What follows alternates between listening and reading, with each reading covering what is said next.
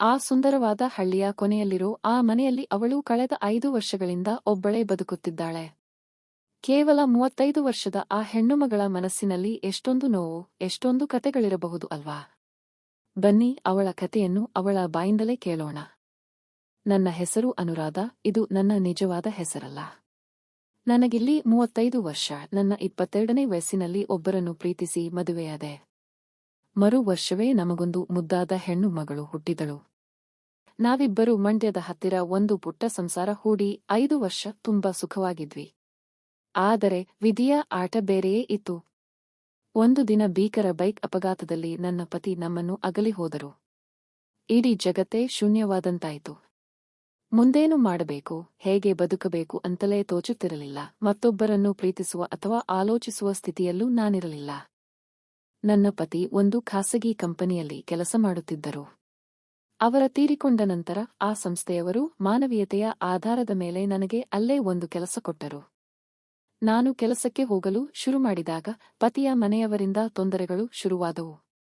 ನನ್ನ ಪುಟ್ಟ ಸಂಬಳದಲ್ಲೇ ಅವರಿಗೆ ಹಣ ಕೊಡಬೇಕೆಂದು ಪೀಡಿಸುತ್ತಿದ್ದರು. ಆದರೂ ನಾನು ಸಹಿಸಿಕೊಂಡು ಹೋಗುತ್ತಿದ್ದೆ. ಆ ಸಮಯದಲ್ಲಿ ಪತಿಯ ಕಂಪನಿಯಿಂದ ಬರಬೇಕಾಗಿದ್ದ ಸೆಟಲ್ಮೆಂಟ್ ಹಣ ಕೈಸೇರಿತು. ಆ ಹಣಕ್ಕಾಗಿ ಮನೆಯಲ್ಲಿ ದೊಡ್ಡ ಜಗಳವೇ ನಡೆಯಿತು. ಕೊನೆಗೆ ಬೇಸತ್ತು ಬಂದ ಹಣದಲ್ಲಿ 75% ಅವರಿಗೆ ಕೊಟ್ಟುಬಿಟ್ಟೆ. ಇನ್ನುಳಿದ ಹಣದಲ್ಲಿ ಶಿವಮೊಗ್ಗದ ಹತ್ತಿರ ಒಂದು 5 ಸೆಂಟ್ಸ್ ಜಾಗ ತೆಗೆದುಕೊಂಡು ಸುತ್ತಲೂ ಎತ್ತರದ ಕಾಂಪೌಂಡ್ ಹಾಕಿ ಒಂದು ಪುಟ್ಟ ಮನೆ ಕಟ್ಟಿ ನನ್ನ ಮಗಳೊಂದಿಗೆ ಅಲ್ಲಿಗೆ ವಾಸ್ತವ್ಯ ಬದಲಾಯಿಸಿದೆ. ಅವರೊಂದಿಗಿನ ಎಲ್ಲಾ ಸಂಬಂಧವನ್ನು ಅಲ್ಲಿಗೆ ಕಡಿದುಕೊಂಡೆ. ನನ್ನ ಮಗಳನ್ನು ಸಾಕಿ ಬೆಳೆಸುತ್ತಾ ನಾನು ಸಂಪೂರ್ಣ ಒಂಟಿಯಾಗಿ ಬದುಕುತ್ತಿದ್ದೆ. ನನ್ನ ಜೀವನದಲ್ಲಿ ಮತ್ತೊಬ್ಬರು ಪ್ರವೇಶ ಮಾಡುವುದು ನನಗಿಷ್ಟವಿರಲಿಲ್ಲ. ಹಾಗಾಗಿ ನಾನು ಯಾರೊಂದಿಗೂ ಹೆಚ್ಚಾಗಿ ಮಾತನಾಡುತ್ತಿರಲಿಲ್ಲ. ಮನೆಯ ಸುತ್ತ ಎತ್ತರದ ಗೋಡೆ ಇದ್ದಿದ್ದರಿಂದ ನೆರೆಹೊರೆಯವರ ಮುಖಾಮುಖಿ ನೋಡುವ ಪ್ರಸಂಗವೂ ಬರುತ್ತಿರಲಿಲ್ಲ. ಪಕ್ಕದ ಮನೆಯ 2-3 ಅಕ್ಕಂದಿರ ಜೊತೆ ಒಳ್ಳೆಯ ಸ್ನೇಹವಿತ್ತು. ಆದರೆ ದಿನ ಅವರ ಮನೆಗೆ ಹೋಗುವ ಅಭ್ಯಾಸ ನನಗಿರಲಿಲ್ಲ. ರಸ್ತೆಯಲ್ಲಿ ಸಿಕ್ಕಾಗ ಅಥವಾ ಕಾಂಪೌಂಡ್ ಹತ್ತಿರ ನಿಂತಾಗ ಅಷ್ಟೇ ಮಾತುಕತೆ, ಅಷ್ಟಕ್ಕೆ ಸೀಮಿತ. ಆದರೆ ನನ್ನ ಮಗಳ ಸ್ವಭಾವ ನನ್ನದಕ್ಕೆ ತದ್ವಿರುದ್ಧವಾಗಿತ್ತು. ಅವಳು ಬಾಲ್ಯದಿಂದಲೇ ತುಂಬಾ ಚುರುಕು, ನೋಡಲು ಅತ್ಯಂತ ಸುಂದರಿ. ಹಾಡು, ನೃತ್ಯ ಅಂದ್ರೆ ಅವಳಿಗೆ ಪಂಚಪ್ರಾಣ. ಶಾಲೆಯ ಕಾರ್ಯಕ್ರಮಗಳಲ್ಲಿ ಎಲ್ಲರ ಆಕರ್ಷಣೆಯ ಕೇಂದ್ರ ಅವಳೇ ಆಗಿರುತ್ತಿದ್ದಳು. ಒಂದು ದಿನ ಯಾರೋ ಒಬ್ಬರು ಅವಳು ನೃತ್ಯ ಮಾಡುತ್ತಿದ್ದ ವಿಡಿಯೋವನ್ನು ಸಾಮಾಜಿಕ ಜಾಲತಾಣದಲ್ಲಿ ಹಂಚಿಕೊಂಡರು. ಅದು ನೋಡುತ್ತಿದ್ದಂತೆ ಲಕ್ಷಾಂತರ ವೀಕ್ಷಣೆಗಳನ್ನು ಪಡೆದು ವೈರಲ್ ಆಯಿತು. ಅವಳು ರಾತ್ರೋರಾತ್ರಿ ಪ್ರಸಿದ್ಧಳಾದಳು. ಇದನ್ನು ನೋಡಿದ ತಕ್ಷಣ ನನ್ನನ್ನು ದೂರ ಮಾಡಿದ್ದ ಪತಿಯ ಮನೆಯವರಿಗೆ ಅವಳ ಮೇಲೆ ದಿಢೀರ್ ಅಂತ ಪ್ರೀತಿ ಉಕ್ಕಿ ಬಂತು.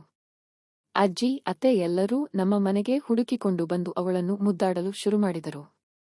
ನನ್ನ ಮಗಳಿಗೂ ಇಷ್ಟು ದಿನ ಯಾವುದೇ ಹತ್ತಿರದ ಸಂಬಂಧಿಕರ ಪರಿಚಯ ಇರಲಿಲ್ಲವಲ್ಲ, ಹಾಗಾಗಿ ಅವಳಿಗೂ ಅವರ ಪ್ರೀತಿ ಇಷ್ಟವಾಯಿತು. ಪಲ್ಲವಿ ಮಗಳು ಮೆಲ್ಲನೆ ತನ್ನ ಅಪ್ಪನ ಮನೆಗೆ ಹೋಗಿ ಉಳಿದುಕೊಳ್ಳಲು ಆರಂಭಿಸಿದಳು.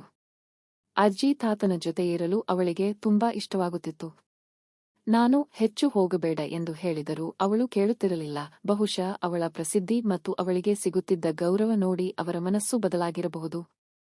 ಅವಳ ಓದಿನ ಎಲ್ಲಾ ಖರ್ಚನ್ನು ಅವರೇ ನೋಡಿಕೊಳ್ಳಲು ಶುರುಮಾಡಿದರು. ಬ್ಯಾಂಕಿನಲ್ಲಿ ಹಣವಿದ್ದರೂ ನನ್ನನ್ನು ಹೊರಹಾಕಿದವರ ಅಲ್ವಾ ಅವರು. ಹಾಗಾಗಿ ನಾನು ಅವರ ವಿಷಯದಲ್ಲಿ ತಲೆ ಹಾಕಲು ಹೋಗಲಿಲ್ಲ.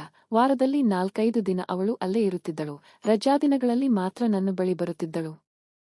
ಮೊದಮೊದಲು ನನಗೆ ಇದು ಇಷ್ಟವಾಗುತ್ತಿರಲಿಲ್ಲ. ಆದರೆ ನಂತರ ಯೋಚಿಸಿದೆ, ಅವರು ಮಗಳ ಜವಾಬ್ದಾರಿಯನ್ನು ಚೆನ್ನಾಗಿಯೇ ನೋಡಿಕೊಳ್ಳುತ್ತಿದ್ದಾರೆ. ನನ್ನ ಕೈಯಿಂದ ಹಣ ಖರ್ಚಾಗುವುದು ತಪ್ಪಿತು. ನನಗೂ ಸ್ವಲ್ಪ ಉಳಿತಾಯ ಮಾಡಲು ಸಾಧ್ಯವಾಯಿತು. ಅದಕ್ಕೆ ನಾನು ಸುಮ್ಮನಾದೆ. ಆದರೆ ಮನೆಯಲ್ಲಿ ಒಬ್ಬಳೇ ಇರಬೇಕಲ್ಲ, ಆ ಒಂದು ಒಂಟಿತನ ಮಾತ್ರ ನನ್ನನ್ನು ಕಾಡುತ್ತಿತ್ತು. ಮಗಳಿದ್ದರೆ ಮನೆ ತುಂಬಾ ನಗು, ಆಟ ಇರುತ್ತಿತ್ತು. ಅವಳು 4-5 ದಿನ ದೂರವಿದ್ದಾಗ ಮನಸ್ಸು ತುಂಬಾ ಬಿಕೋ ಎನ್ನುತ್ತಿತ್ತು. ಆದರೂ ಸಹಿಸಿಕೊಂಡೆ. ಆದರೆ ನನ್ನ ತವರು ಮನೆಯವರು ನನ್ನ ಜೊತೆ ಸರಿ ಇರಲಿಲ್ಲ. ಹೀಗೆ ದಿನಗಳು ಉರುಳುತ್ತಿದ್ದಾಗ ನನ್ನ ಮನೆಗೆ ಯಾರನ್ನೂ ಸೇರಿಸದ ನಾನು ಪಕ್ಕದ ಮನೆಯ ಸುಮಿತ್ರಾ ಅಕ್ಕನಿಗೆ ಮಾತ್ರ ಹತ್ತಿರವಾಗಿದ್ದೆ. ಅವರ ಪತಿ ದೂರದ ಊರಿನಲ್ಲಿ ಕೆಲಸ ಮಾಡುತ್ತಿದ್ದರು. ವರ್ಷಕ್ಕೆ 1-2 ಬಾರಿ ಮಾತ್ರ ಬರುತ್ತಿದ್ದರು. ಕಳೆದ 2-3 ವರ್ಷಗಳಿಂದ ಅವರು ಒಬ್ಬರೇ ಇರುತ್ತಿದ್ದರು. ಒಂದು ದಿನ ಸುಮಿತ್ರಾ ಅಕ್ಕ ನನ್ನ ಹತ್ತಿರ ಬಂದು, ನೋಡಮ್ಮ ಅನು, ನೀನು ಒಬ್ಬಳೇ ಇರ್ತೀಯಾ? ನನಗೂ ಮಕ್ಕಳು ಇಲ್ಲದೆ ಮನೆಯಲ್ಲಿ ತುಂಬಾ ಬೇಸರವಾಗುತ್ತದೆ.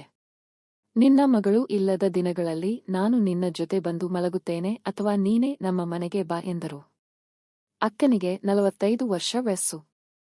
ನಾನು ಮರುಮಾತನಾಡಿ, ಅಯ್ಯೋ ಬೇಡ ಅಕ್ಕ, ನಾನು ಬೇರೆ ಮನೆಗೆ ಬರುವುದಿಲ್ಲ ಎಂದಾಗ ಅವರು, ಹಾಗಾದರೆ ನಾನೇ ನಿನ್ನ ಮನೆಗೆ ಬರ್ತೀನಿ ಬಿಡು ಎಂದರು. ನನಗೂ ಮಗಳಿಲ್ಲದ ಬೇಸರವಿತ್ತಲ್ಲ, ಒಬ್ಬರು ಜೊತೆಗಿದ್ದರೆ ಒಳ್ಳೆಯದೇ ಅಂದುಕೊಂಡು ಒಪ್ಪಿಕೊಂಡೆ. ನಾನು ಯಾರನ್ನೂ ಹೆಚ್ಚಾಗಿ ಹತ್ತಿರ ಸೇರಿಸುತ್ತಿರಲಿಲ್ಲ, ಏಕೆಂದರೆ ಪತಿ ತೀರಿಕೊಂಡ ವಿಷಯ, ನನ್ನ ಒಂಟಿತನ ಮತ್ತೆ ಮದುವೆಯಾಗುವ ಆಲೋಚನೆ ಇದೆಯೇ ಎಂಬಿತ್ಯಾದಿ ಪ್ರಶ್ನೆಗಳನ್ನು ಕೇಳುವುದು ನನಗಿಷ್ಟವಿರಲಿಲ್ಲ. ಆಫೀಸಿನಲ್ಲೂ ನಾನು ಬ್ಯುಸಿಯಾಗಿರುತ್ತಿದ್ದೆ, ಯಾರೊಂದಿಗೂ ಹೆಚ್ಚಾಗಿ ಬೆರೆಯುತ್ತಿರಲಿಲ್ಲ. ಕೆಲಸ ಮುಗಿಸಿ ಮನೆಗೆ ಬರುವುದಷ್ಟೇ ನನ್ನ ದಿನಚರಿಯಾಗಿತ್ತು. ಆದರೆ ಸುಮಿತ್ರಾ ಅಕ್ಕ ನನ್ನ ಕೋಣೆಯಲ್ಲಿ ನನ್ನ ಜೊತೆ ಮಲಗಲು ಶುರು ಮಾಡಿದ ಮೇಲೆ ರಾತ್ರಿಯಿಡೀ ಹರಟೆ ಹೊಡೆಯುತ್ತಿದ್ದರು.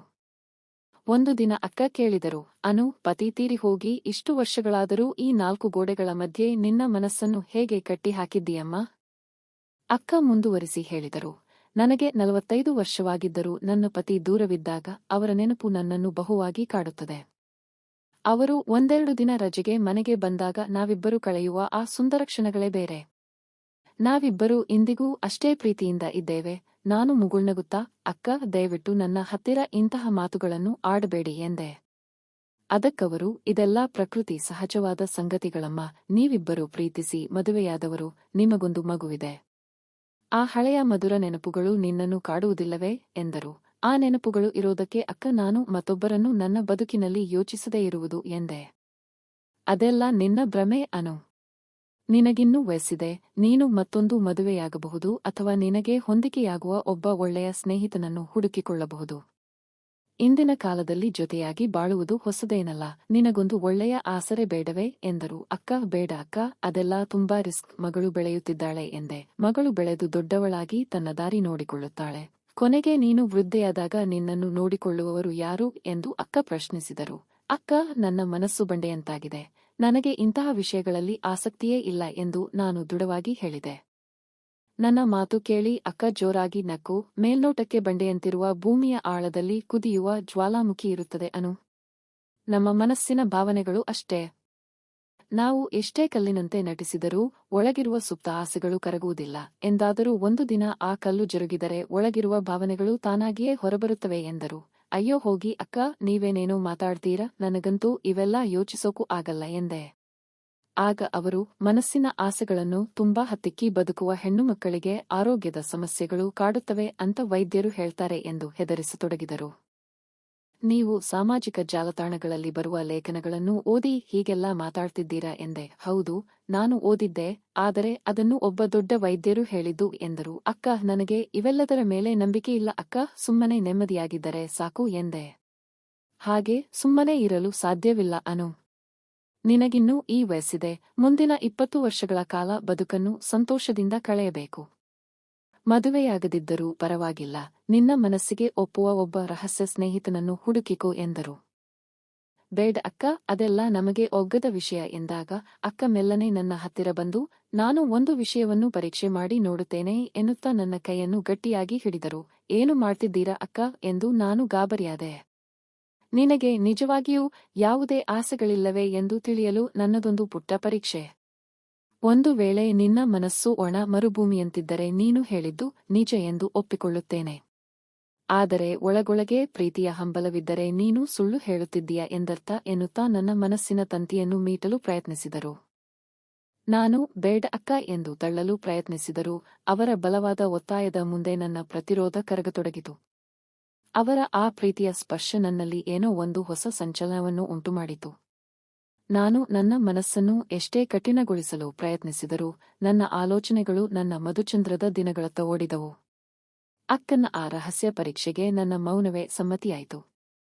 ನನ್ನ ಕಣ್ಣುಗಳು ತಾನಾಗಿಯೇ ಮುಚ್ಚಿಕೊಂಡವು. ಒಳಮನಸ್ಸಿನ ಸುಪ್ತ ಆಸೆಗಳು ಮೆಲ್ಲಗೆ ಜಾಗೃತಗೊಳ್ಳುತ್ತಿರುವುದನ್ನು ನಾನು ನಿರಾಕರಿಸಲು ಸಾಧ್ಯವಾಗಲಿಲ್ಲ. ಸ್ವಲ್ಪ ಸಮಯದ ನಂತರ ಅಕ್ಕ ಕೋಣೆಯ ದೀಪವನ್ನು ಹಾಕಿ ನನ್ನ ಮುಖವನ್ನು ನೋಡಿ ಜೋರಾಗಿ ನಕ್ಕರು. ನೋಡಿದ್ಯಾ ಅನು, ನಿನ್ನ ಕಳ್ಳಾಟ ನನ್ನ ಮುಂದೆ ನಡೆಯಲಿಲ್ಲ. ನಿನ್ನ ಒಳಮನಸ್ಸಿನಲ್ಲಿ ಇಂದಿಗೂ ಪ್ರೀತಿಯ ತವಕ ಜೀವಂತವಾಗಿದೆ. ನಾನು ನಾಳೆ ನಿನಗೊಂದು ವಿಶೇಷವಾದ ವಸ್ತುವನ್ನು ತಂದುಕೊಡುತ್ತೇನೆ, ಅದು ನಿನ್ನ ಒಂಟಿತನವನ್ನು ದೂರ ಮಾಡುತ್ತದೆ ಎಂದರು. ಮರುದಿನ ಸಂಜೆ ಅಕ್ಕ ಒಂದು ಸಣ್ಣ ಪ್ಯಾಕೆಟ್ ತಂದು ನನ್ನ ಕೈಗಿಟ್ಟರು.